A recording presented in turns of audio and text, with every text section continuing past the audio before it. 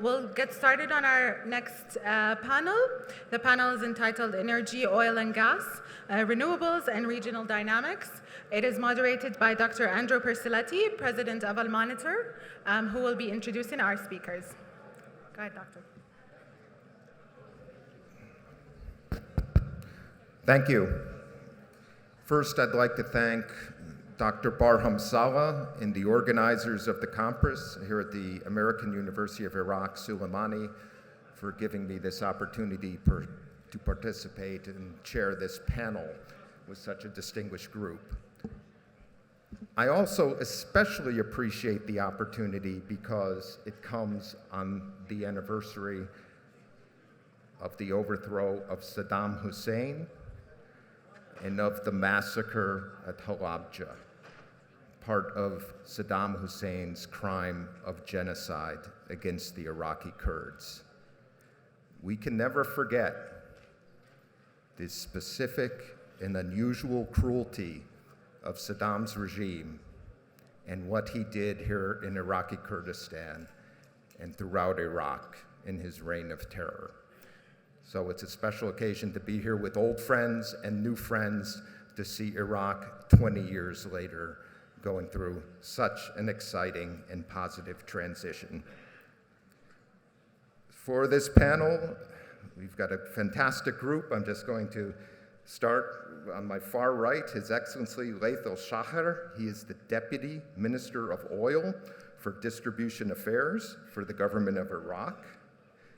His Excellency Ahmed Mufti, he is the Deputy Minister of Natural Resources for the Kurdistan Regional Government. Dr. Megan O'Sullivan, she is the Jean Kirkpatrick Professor of the Practice of International Affairs and Director of the Belfer Center of Science and International Affairs at the John F. Kennedy School of Government, Harvard University. She's also a former U.S. Deputy National Security Advisor for Iraq and Afghanistan. Mr. Abdullah El-Qadi, he is Executive Director, Exploration and Production at Crescent Petroleum, and His Excellency Mark Bryson Richardson, the Ambassador of the United Kingdom of Iraq, to Iraq. Thank you all for coming. Look forward to the conversation. I'm going to begin with Megan. Megan, if you could give us a sense, how do you see the global trends in energy and energy policy, including energy transition with COP28 coming up, and how they impact Iraq and the region? Thank you, Andrew, and it's a real pleasure to be here today. And like Andrew, much of the last 20 years, I have spent thinking about working with Iraq, with Iraqi Kurdistan, and it's a real pleasure to be here 20 years on from my first opportunity. I remember Dr. Barham showing me this university when it actually was a few classes in a few trailers. And so it certainly has come a long way, and it's a real pleasure to be part of this gathering. I would like to say a few things, make a few points about the energy transition to build on what we've already heard today. I think we've heard a lot about the importance of climate, and I'd like to broaden the concept a little bit, make a few points, and relate them to Iraq in particular. And really, my overall point is a basic one, which is that no country can afford to ignore the energy transition because it is increasingly going to shape pretty much everything about a country's engagement, not only at home, but also in the world. So I really want to broaden the concept to go beyond climate change. So what do I mean? Let me make just 5 points about how this is the case. The first is obviously about climate change, and I'm really heartened to hear so much of a focus on climate change, both from listening to the words of the Prime Minister about the importance of addressing climate change for Iraqi people, but also hearing about climate change as a real focus of U.S. engagement with this country and with this region. So that obviously is going to continue to be extremely important. There is no doubt that there's a huge gap between the ambitions of the international community around climate change and the reality. And this gap is huge. We've made a lot of progress as an international community in terms of advancing renewable energy, a whole range of new technologies, lots of new policies. But the reality is that carbon emissions, which are the cause of climate change, keep going up every year. So there's a dynamic there that we have to contend with. The second point is a little bit of a different point, and it's sort of, I'm often speaking to an American audience, and often there are skeptics of climate change in the audience. I don't know how many we have here, but I think this point holds whether or not you believe climate change is increasingly urgent or not. And that is that the energy transition, the move away from carbon-intensive energy, is going to be what I believe to be the biggest geopolitical reset of the century. So we're 23 years into the century, and depending on your perspective, we've had a number of things that have happened that have really changed geopolitics. We've had, again, depending on your perspective, 9/11, COVID, the Russian invasion of Ukraine. These things have remade global politics in a variety of ways. My view is that the energy transition is going to dwarf all of those in terms of changing the nature of the relationships between countries. And so again, I'm coming from the United States, where the Biden administration very clearly and now very tangibly is saying climate change is one of the most important issues in our foreign policy. So it is changing the way that we interact with our allies and with our adversaries. And it is a huge part of every bilateral relationship.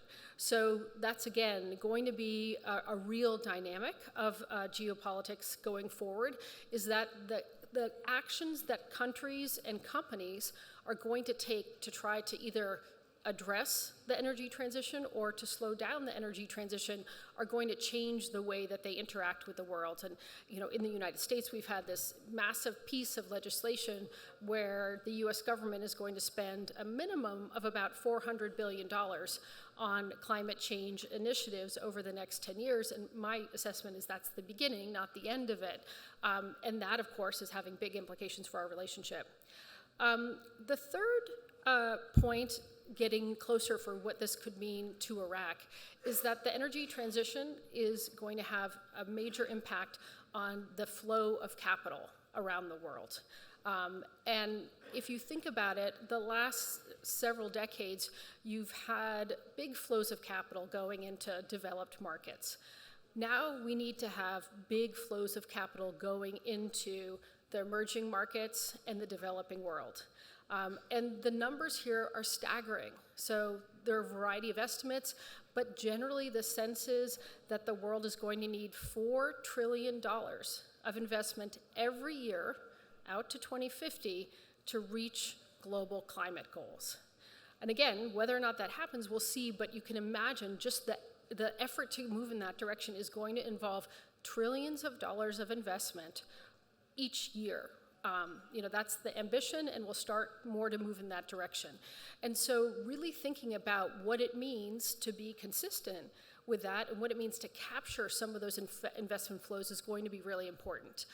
I want to make a comment. We've heard earlier today, it was mentioned that oil may be a thing of the past. I have a slightly different view, and a lot of analyses support this, or rather my view is based on those analyses, that going forward, even if we get to a world where there are net zero carbon emissions that is compatible with climate ambitions, there's still going to be a significant amount of oil in the global energy mix. So the world now consumes 102 million barrels of oil a day, and looking at estimates, there could be 20 million still left being consumed, 20 out of 100. Not that much, but still not nothing. It could even be more than that. But the really important thing for countries like Iraq to understand is that, so Iraq, maybe Iraq is actually producing some of those 20 million barrels of oil that are still being consumed. But those barrels of oil will be produced by the lowest cost producers, but also the cleanest producers of that oil. So I just came from Saudi Arabia. There's a huge focus right now on not only being a low-cost producer, but having the smallest carbon footprint of any producer of oil. And so again, when Iraq thinks about attracting investment into the region, attracting investment into its energy sector, being a low carbon emitter producer is going to be really important. So that might sound like a luxury to Iraq right now, but it's going to have a big impact on how much capital Iraq can attract. So lastly, I'd just say about an incredible opportunity that this transition provides to countries like Iraq. I mentioned the enormous volume of capital that is going to be flowing. And there is a real conversation that many of you are probably aware of in the world today about how to get capital from developed markets into developing markets, and the need to de-risk that capital. It's called blended finance. So talk about how to take public sector money and de-risk investments so that large flows of private capital can go to markets that still have a lot of risks associated with them. So I think it's an interesting question for Iraq to think about. Is there some way that Iraq can help de-risk investments in Iraq that will be consistent with the energy transition? It'll be consistent with lowering the carbon production of your oil, or it can be consistent with diversifying one's economy, any of these things. And I'm really, I'm heartened, as many people here are, about the hopefully soon to be passage of the 3-year budget by Iraq. And I know this might sound premature, or I don't know what the right word is, but I think about it. I look at the budget, and if I have my information right, I understand that it's based on a certain amount of production at a $70 barrel of oil. Well, has Iraq thought about what's it going to do if oil is above $70? And wouldn't this be a good time to think about, well, can we create some kind of mechanism that when oil is above $70, that extra increment goes into a fund which could either de-risk bigger flows of private capital into Iraq, or could be make investments that are consistent with energy transition, diversifying the economy, lowering the carbon footprint of your oil. All of these forward-looking things, I think there's a real need, and it's a great time for Iraq to think in that direction. Thank you. Megan, thank you. And just a reminder that when we get to the question and answer session, you can submit questions, and I will see them here on the board and try to get to as many as we can in the hour. I'd like to turn to Deputy Minister El-Shahar. If you could tell us, please, how you see your ministry's top priorities for the coming year, what you see as the challenges, and how do you take into account the opportunity of the energy transition? Do you see it as an opportunity, or do you see it as a challenge or a luxury that Iraq cannot afford, to pick up on what Megan was saying? First of all, I'm so happy to be here with this wonderful event, and I would like to appreciate kind invitation I received from leaders of this university, and I would like to also to thank everyone participated preparing this wonderful event. When we speak about Ministry of Oil in Iraq, we speak about history of 100 years or plus, few years. Oil sector in Iraq is very important to Iraq to finance federal budget. The last 20 years, Ministry of Oil put in the pool mostly 95% of Iraqi budget, and you can imagine the figure of that to help to rebuilding our country.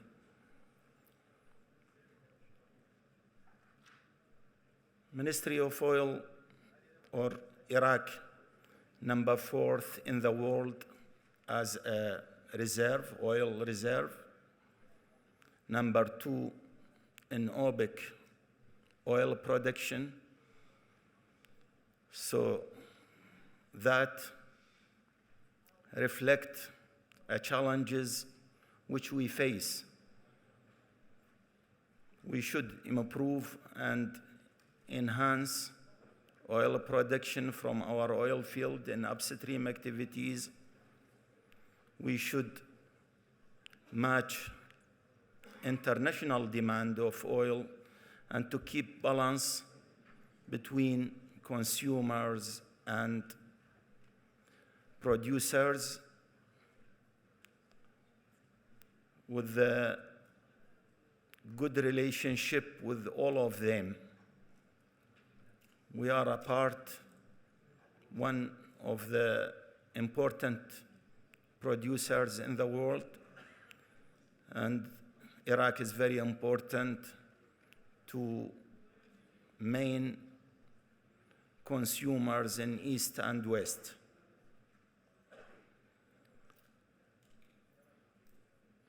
We have a lot of oil fields and upstream activities.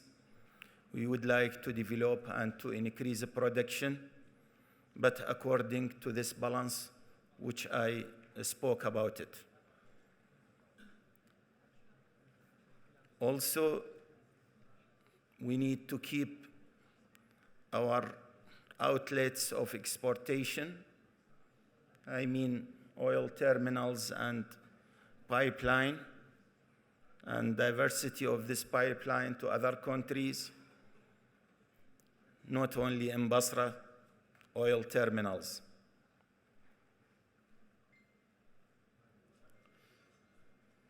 Of course, in upstream activities, we try to balance few things which is related with quantity of oil production and to reduce the cost of that, of each barrel, and to improve quality of crude oil.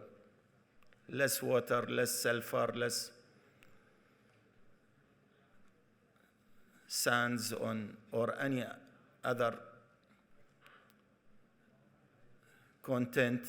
They don't like it or they don't accept it as consumers. The second sector, which very important in Ministry of Oil, is the refinery sector.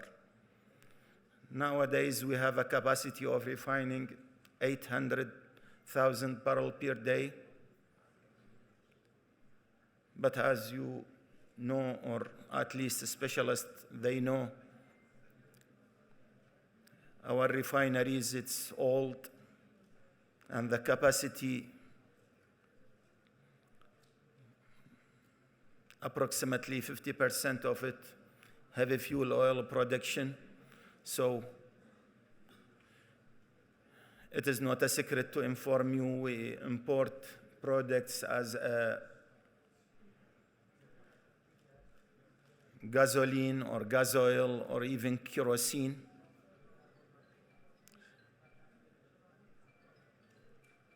We have a good project to develop refining sector in Iraq.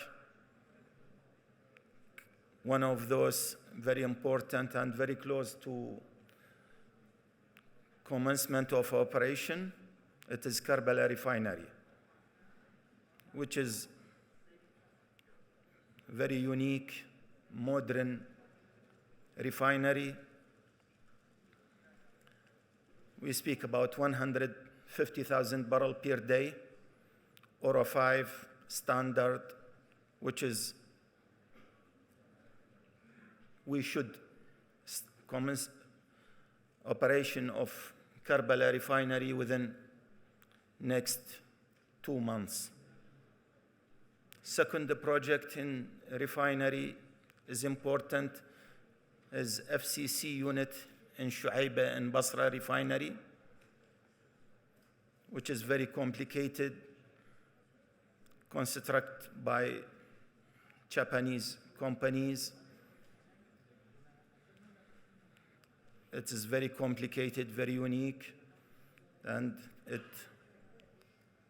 we can refining heavy fuel oil and produce light gasoline and kerosene and gas oil. We have other also in refining sector, other very important project, and we wait to commence that operation in Basra Refinery, unit number 4, which is a capacity of 80,000 barrels per day. As you know, there is other challenges to maintain old refinery in Beiji and Dora and to add more capacity. For that, to matching a domestic market, and we hope we can cover most of Iraqi demand within this year by those projects, inshallah. Third sector in Ministry of Oil is a gas sector. Gas sector is a process gas, and mostly of our gas production, it is associated gas.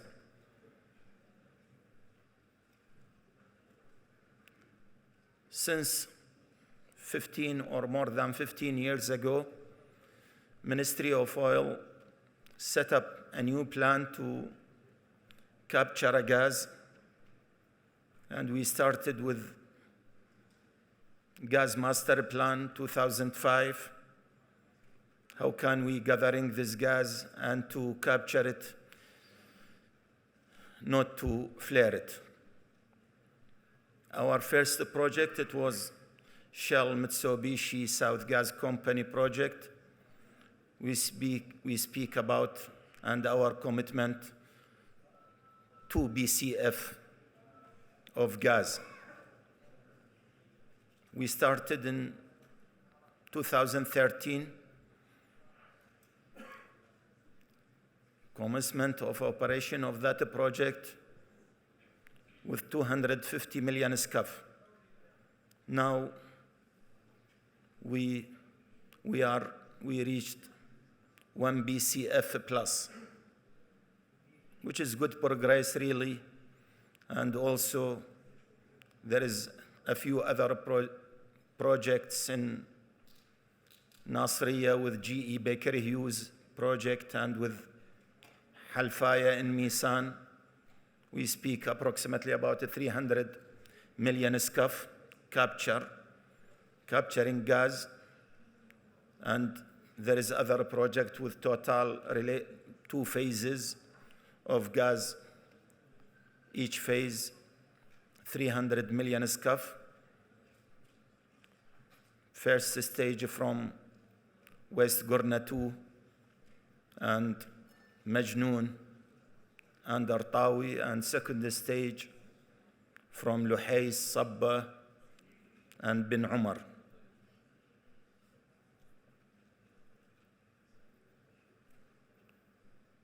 Flaring gas, it is not wise from, as you know, from 2 different purposes. It is to capture gas, it is good for environment. It is good for economic side as well. The fourth sector, and we face challenges also, it is the distribution sector. After the instability of security and security concern, it was a smuggling of oil from pipeline, and they destroy by bombing by Daesh, IS, Al-Qaeda as well, many of pipeline in Iraq, and Ministry of Oil would like to rehabilitate that as soon as possible, and also our depots and tanks in north and west destroyed by Daesh, and Ministry of Oil insisted to rebuild that for more capacity, more flexibility to distribute products for Iraqi domestic market. And I think that's enough. Thank you. Thank you for that comprehensive overview. Thank you for the comprehensive overview of the priorities and challenges of the ministry. That was a lot of material. I'd like to ask Deputy Minister Mufti, tell us about your priorities and challenges here in the KRG in the energy industry, and what about the energy transition? Again, I come back to Megan's terminology. Is there an appreciation and integration of climate into KRG energy policies, or is that a luxury that can't be afforded at this point? Well, thank you. I think the answer to this question is first, what is transition? There is no one solution in energy transition. The energy transition in Iraq might be very different than a neighboring country. It depends on your resources, it depends on your management model, it depends on your jurisdiction. However, I thank His Excellency Mr. Laith. He gave a very detailed picture. If you allow me, I would like to give more a macro picture with a helicopter view, where we are, where we go, and what are the challenges. In my opinion, Iraq is facing, and when I say Iraq, I mean also Kurdistan, we face some very serious challenges, and these challenges are possible to be faced with an adequate method and understanding. First is the climate. Okay, in my opinion, the oil needs a mindset. The perception in this room about oil is revenue is dollar. When we make policy, we focus on revenue. We focus how to increase revenue. We don't focus how to optimize the cost. Plus, when we see energy, there is no oil only. In 70s, Mr. Abdullah may agree with me, he is an old engineer in drilling. In 70s, the engineer came back to the investor, said, "Sir, we have good news and a bad news. The good news is there is no gas. And bad news, there was no oil." Gas was a headache. But these days, gas is resource. Gas is potential. So a picture of energy, it is climate, and I fully agree with the comments you made about the carbon and the carbon footprint of Iraq, the gas, and then the oil. This classic perception of oil industry needs a mindset. We all. So for example, if I ask, what is a barrel of oil? Everybody has an image. But what is gas? Believe me, if I say, what is BCF? What is BCM? What is BTU? Nobody knows. Only very special people. So gas is different. Unfortunately, you can't truck gas. You cannot put gas in a barrel and sell it. But gas is a solution. It provides a lot of solutions to the energy sector. His Excellency, the Prime Minister Sudani, made a comment about planting trees.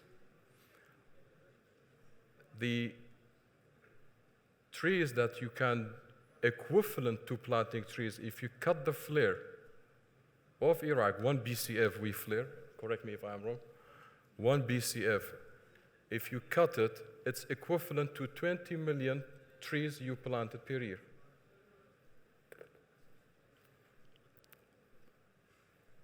And so we need to make the climate more understandable, because it's not only two ministries running this portfolio. It is a multi-stakeholders portfolio. We need to translate everything to oil equivalent to make it easier for people to understand. So if we say 1 BCF is burned, we need to make it equivalent to oil. That's equivalent to at least 300,000 barrels of oil, and so on. So the mindset of the energy transition, and I don't talk about the global transition because every country has its own agenda to make the transition happen. I think that gas is one of the beautiful and clean tools to make the transition happen of the energy. And unfortunately, today, I made some simple calculation, just rule of thumb, if I may allow to give some numbers. Today, to make Iraq 24-hour free of, 24-hour full supply of electricity, we need about 10 BCF of gas. Correct? Yes. So Iraq, together with Kurdistan, we produce 2 BCF. We have a huge gap of 8 BCF. There is sometimes we think the model of management, it's critical. How you manage. We are all bureaucrats. I'm deputy minister, I'm under rules, regulations, laws, and this doesn't give me the full freedom to decide sometimes how to make it. My opinion is we need the IOCs. International oil companies are partners. We need them, we need to regulate them. Plus, the biggest challenge we face in the industry after the climate, after the transition, is the job creation. Upstream does not create jobs. So the key to face this challenge is downstream. Petrochemicals, refineries, and I fully agree with you that we need to focus on the refineries to increase the local demand, and it creates a lot of jobs. There is a small project that happened, and I like to use it as an example for today. In Germian, where we produce oil, there was 40 million scf of gas every day flaring. We catched it. We converted 260 megawatt of electricity.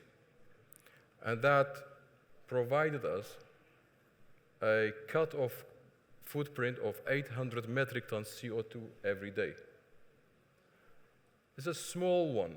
It's like 0.04 BCF. So these terms BCF, BCM, scf, in Kurdish and in Arabic we say makmak, so it's this is another one. So it's a small one, but 800 metric tons CO2 cut. And that was happened. Why? Because we had a very efficient model to decide on that. The Minister of Oil is acting minister, and he's also Minister of Electricity. And he was supporting this, and we managed it in 7 months. So nothing is impossible, and I like to not to go back why gas is, I don't like to use the word mismanaged or whatever people say. There is a new window for opportunity to capture the gas, and I really appreciate the speech of His Excellency, Mr. Sudani, about the ambitions of Iraq to catch the flare. Because this is boosting the energy sector, and it will have an added value to the climate. Thank you. Thank you.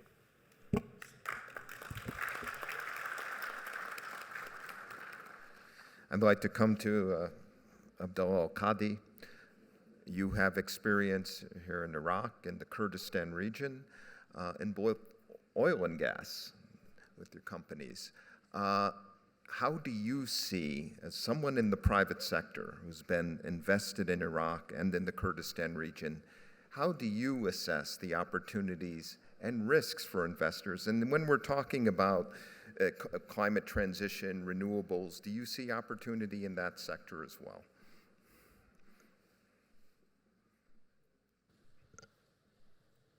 I don't know how to make it work. What do I need to do? That's all.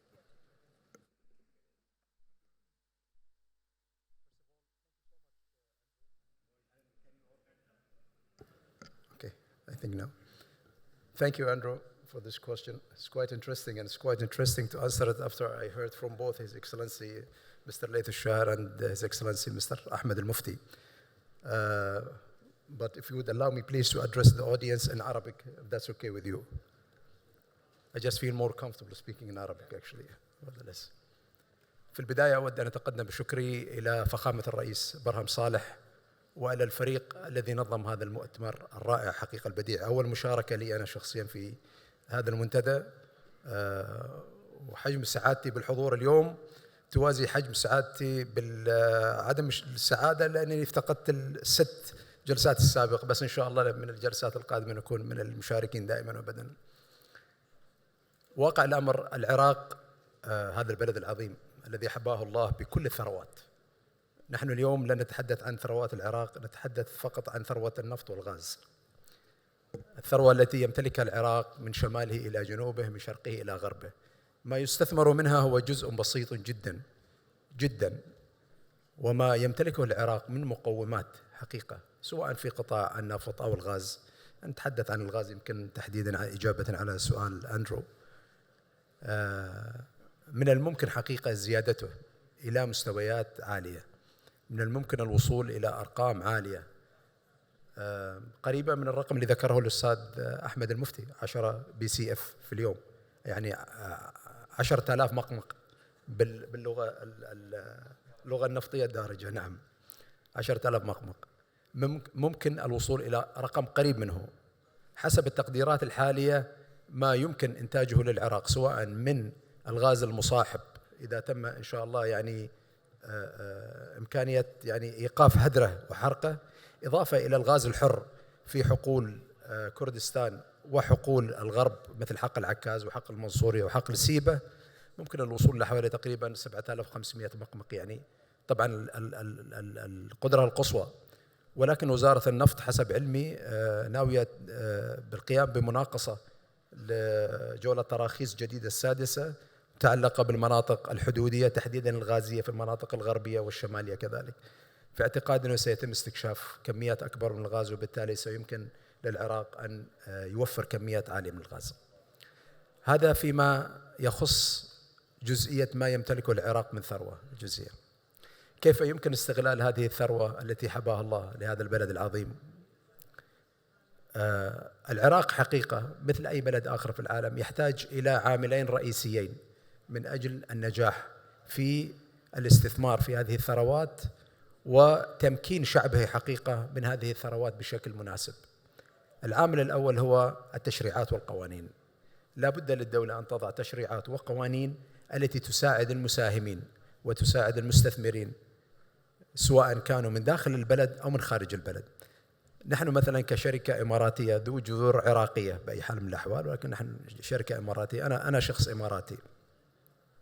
إذا رغبت للقدوم إلى العراق، هذا بلدي الدرجة الأولى، يعني أنا أنظر للعراق كبلد، لا أنظر له أنني زائر لبلد آخر. حتى ساعات أنني أستاء عندما أجدهم يضعوا لي مثلا التأشيرة على الجواز، يعني على أي حال.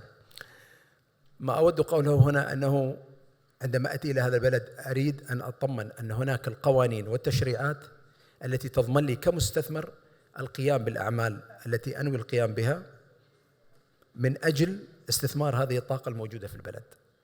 في اعتقادي أن هذه الجزئية تحتاج إلى عمل أكثر.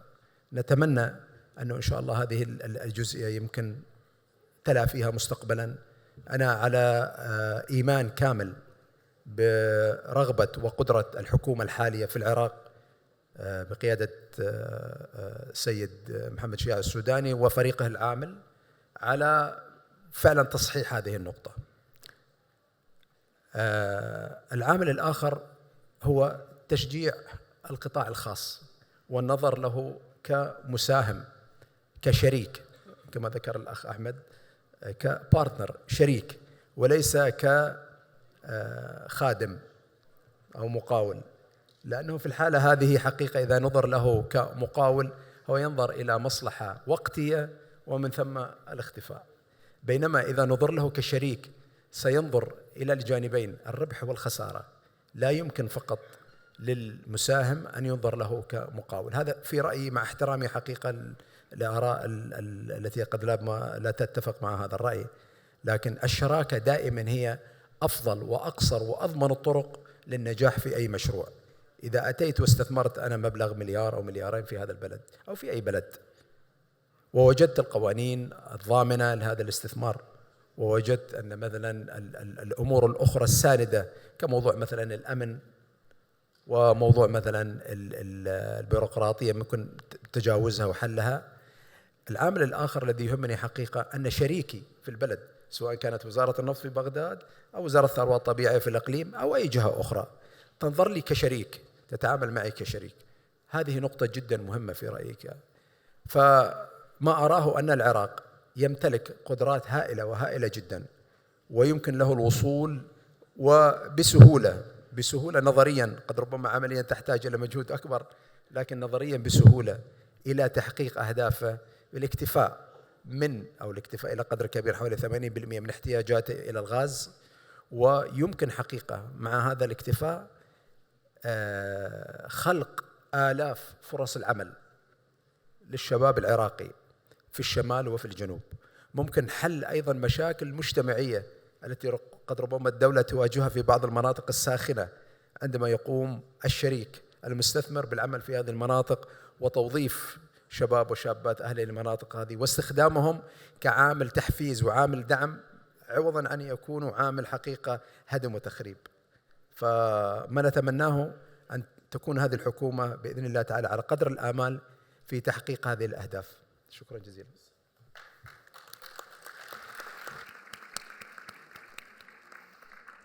Thank you, Abdullah.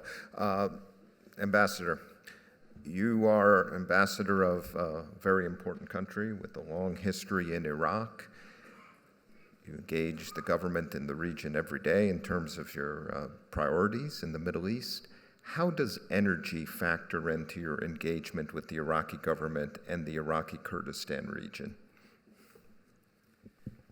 Andrew, thank you very much for the opportunity to engage on energy. It's clearly a central question to Iraq, and thank you to the American University for this opportunity. It's the first Suli forum I've managed to attend, I hope not the last. As you said, this question about energy security is central, frankly, to all countries. And this balance that some of the panel have been talking about between our climate goals and our energy goals is a balance that all of us have to strike. Only last month in the United Kingdom, we established a new ministry for energy security and net zero to try and work out how to bring these objectives together. And I think part of the challenge all of us face, and it definitely applies here in Iraq, is how we align those two goals at the same time. How do we make decisions that balance the short-term pressures in terms of energy security, food security, water security, with our long-term goals of inclusive growth and a decarbonised economy? And that requires a series of trade-offs and a series of very integrated, coordinated policy making. And I think that's part of the challenge Iraq faces in terms of its energy and economy transition. I would say, Iraq is incredibly dependent on the oil and gas sector. I hesitate to debate figures with the rest of the panel, but I think we see 98% of exports are oil and gas. 85% of government revenue is from the oil and gas sector, and the vast majority of employment is in the public sector dependent upon that revenue. So this isn't just about energy transition, it's about moving the whole economy of Iraq into a new space. And I very much agree with my colleague that it's about creating a private sector that can add more and complement what is happening on oil and gas. A private sector that makes the most in terms of secondary industries from oil and gas, but also moves well beyond oil and gas to mass employment sectors, to more opportunities and genuinely fresh sources of revenue. And there's a lot that will need to happen to enable that. We would prioritize sort of banking reform, financial services, and a whole load of changes to investment legislation and other measures to attract investment from overseas into Iraq. In terms of how that relates to the energy sector, as you said, Iraq has some choices to balance its engagement in energy and its plans with its climate priorities. The Prime Minister mentioned this morning the event in Basra earlier this week, but we know that Iraq will be one of the most climate vulnerable countries in the world and is already the second largest producer of methane in the world and is facing acute water, food, and other shortages over the coming years. And Iraq has the potential to combine some of its engagement in these space that, as I say, aligns its priorities. We know that it can take advantage of the opportunities in front of it in terms of energy. We've talked a lot about gas capture, but Iraq, I think, is flaring 1.7 billion cubic feet of gas, and it's at the same time already importing 1 billion cubic feet of gas from Iran. So it could save and profit from $2.5 billion a year simply by capturing its gas and stopping importing gas when it has sufficient domestic production. It has significant potential in renewables, in solar, and again, starting with the previous government and continuing in this government, there are ambitious commitments, over 12 gigawatts of projects to generate solar, but those need to move pretty quickly from discussions and proposals to concrete delivery if we're going to see the full benefits of that for Iraq. And it needs that stable platform that some of the panel have spoken about in terms of allowing investment, having both the budget law, which we hope will be agreed soon, having the hydrocarbons law, and having an investment basis that will enable the international community to come in behind that. So I want to give a chance to move to the questions, but in terms of your sort of question to me as to where does energy fit in, at the moment, I think we see a country that is heavily dependent on oil and gas. Its entire economy is based on it. It's impossible to escape that. And two of the biggest challenges it faces are around energy and economic transition moving forward. And certainly all of us in the international community really want to support Iraq with that transition. Thanks. Thank you. Thank you, Ambassador.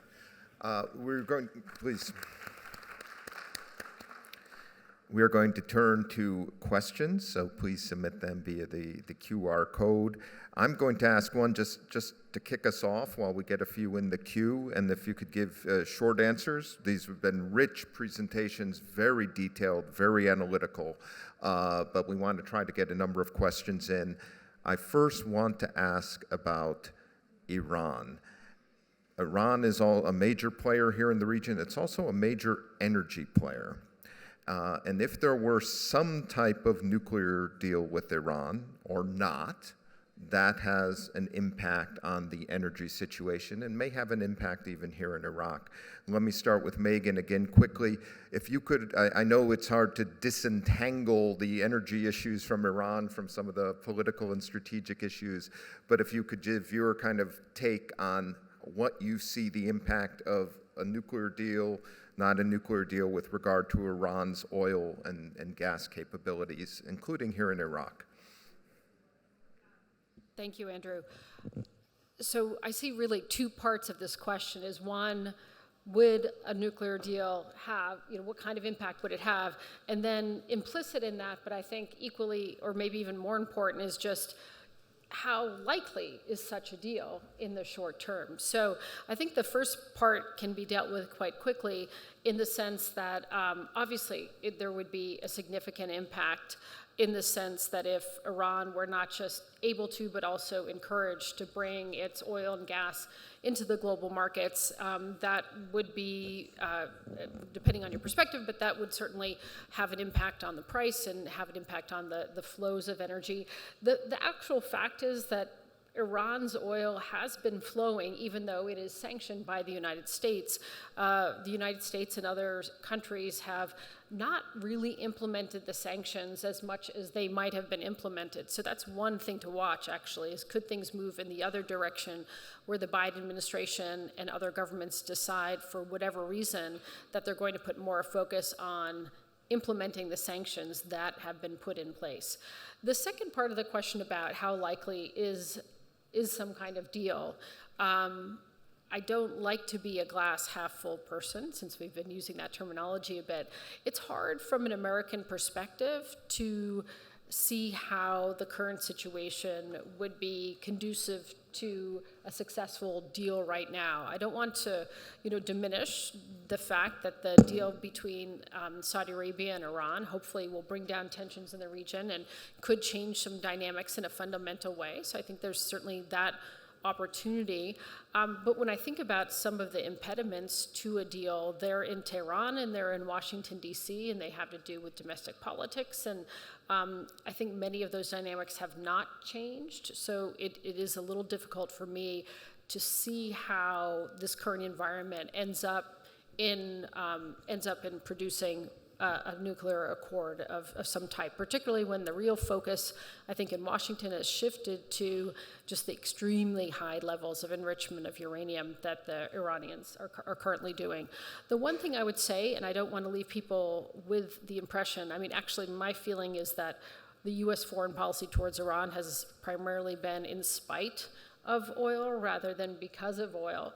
But certainly when I look at global markets, I can see a potential in the coming year when a number of factors could conspire to produce a higher oil price. I know the oil price is coming down a little bit right now, but the combination of Chinese demand coming back on the market, big question marks around continued levels of Russian production, and very kind of suboptimal levels, or not a lot of investment in oil, new oil around the world could create upward pressure on the price.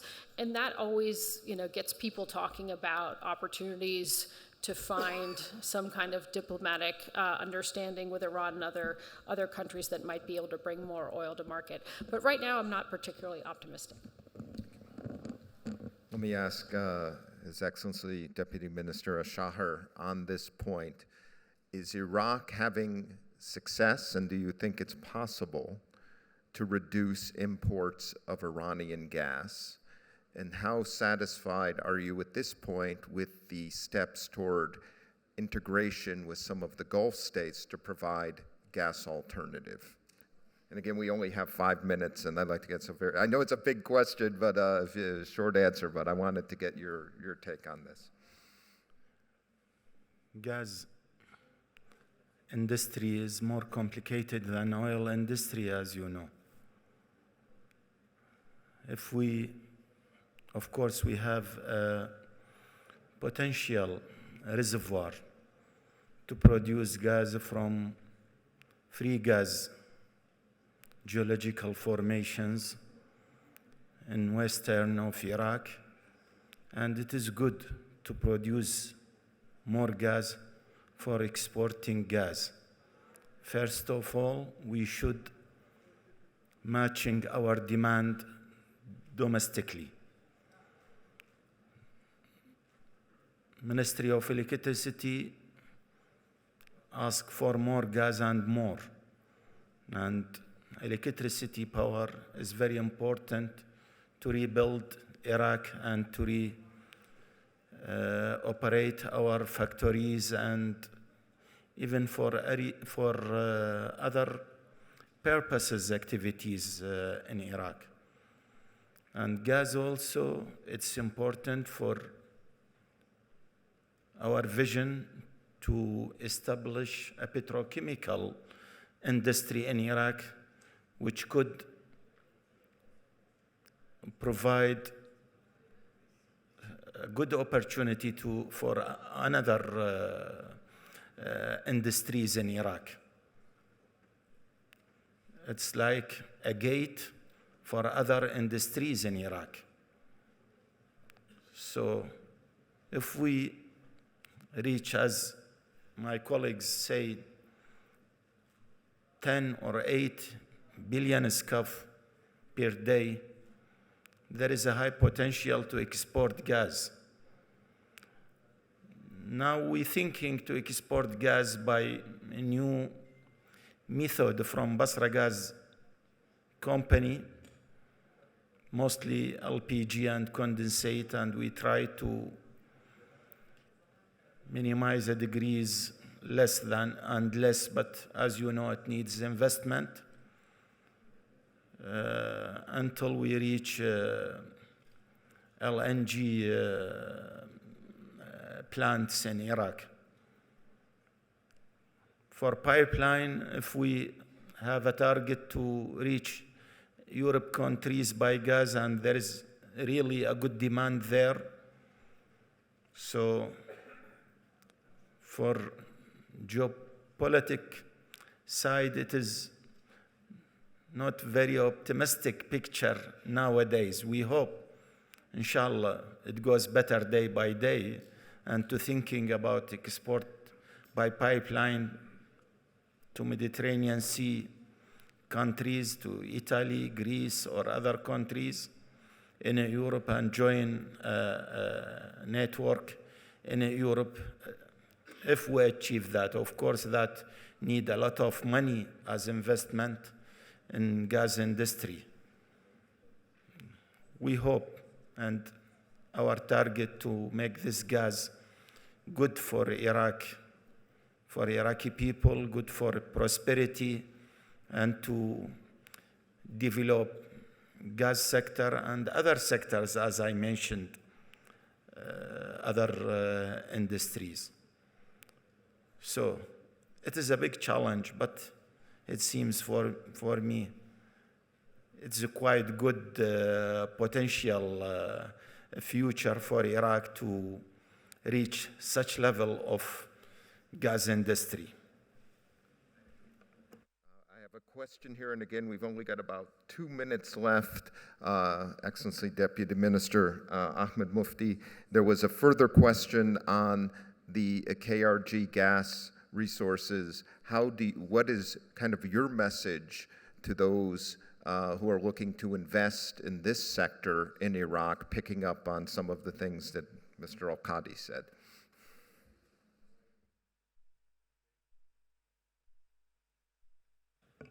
Yes. We cannot have a paradox of policy. Okay? Let's talk about Iraq in general, and then I will comment 1 minute on Kurdistan. You cannot import gas and have export ambitions. You cannot have a super high demand, because we are public servants, we want to serve people. 24-hour electricity is a basic right. To give them that, we need to produce 10 billion cubic feet, 10 BCF of gas. Today we produce only 2. So there's a gap of 8 BCF. But this is not so pessimistic. There are resources, there are willingness, and I think it's all about how efficient the policymakers can manage such a portfolio. Kurdistan's gas is increased in the last 2 or 3 years. Actually, we need to thank, there is a village in Kurdistan called Qadir Karam. All this electricity is coming from the gas from Qadir Karam. And Qadir Karam in the 80s, I think, was under Anfal campaign, so there was only 1 person left during the Saddam's regime. My personal opinion, gas is first service, is domestic demand. Today we sit here 10 kilometers away, 3,000 metric tons of HFO is on daily basis is burned. God knows how many CO2s goes to the sky.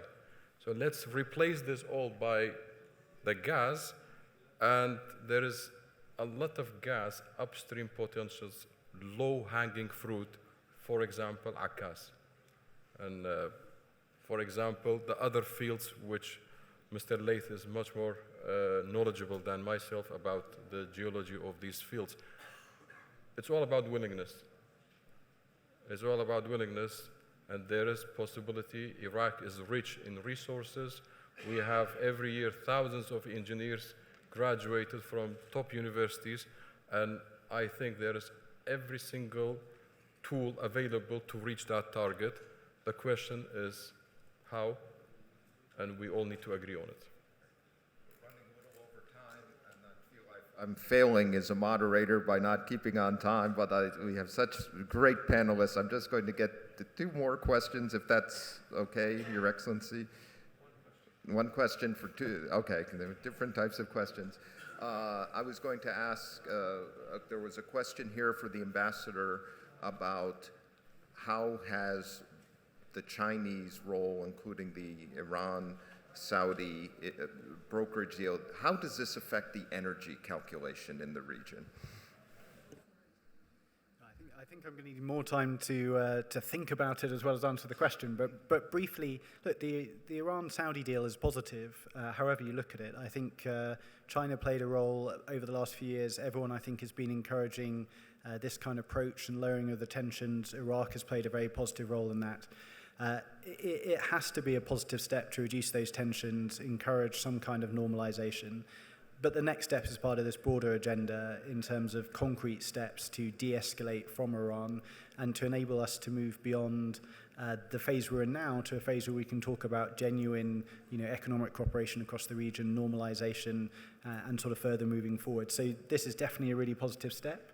I think it hopefully moves us further forward, but there's a long way to go. We haven't listed all the political challenges, but whether it's on Iran's support for Russia's war in Ukraine, whether it's for their nuclear enrichment, or in our case, their threatening attacks inside the United Kingdom, there's a lot more to be done before Iran is playing a full constructive role in the region, but it's positive.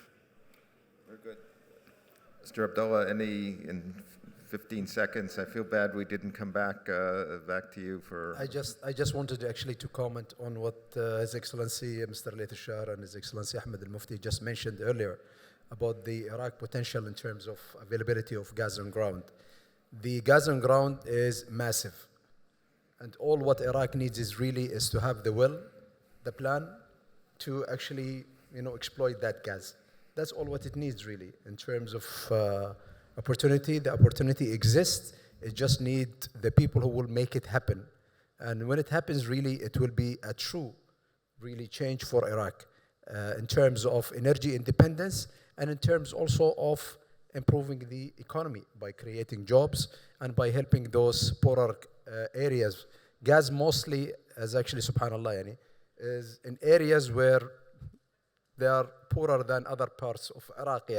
So I think Allah subhanahu wa ta'ala put the oil in the south and some in Kirkuk, but the gas in other areas actually, in Anbar, in Sulaimani, and in Diyala. And that's really where Iraq needs to focus on. And it can do it. It's not really an impossible. It has been done in countries that are far less capable than Iraq in terms of manpower, in terms of financial capabilities, and even in terms of institutions. So nothing is missing for Iraq to make it happen. The will is there, and inshallah with people like Kak Ahmed and Ustad Layth and the remaining really leaders in the oil industry, it will happen. And we, as a private company, we would like to see ourselves as a partner helping. We've been helping Kurdistan for the last 16 years. In Qadir Karam, where Ustad Ahmed mentioned that one man was there. Now there are thousands of people there. We have created hundreds of jobs, and now we just signed recent contracts for gas in Diyala. So we'll be partnering with Mr. Layth and his team, and inshallah we will duplicate the work that we did in Qadir Karam, and we'll make it even better. Thank you so much. Sorry for that. This has been a fantastic panel.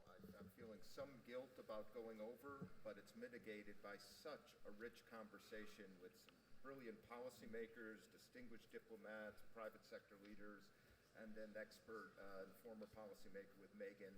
Thank you for a great conversation. Thank you, audience. Thank you.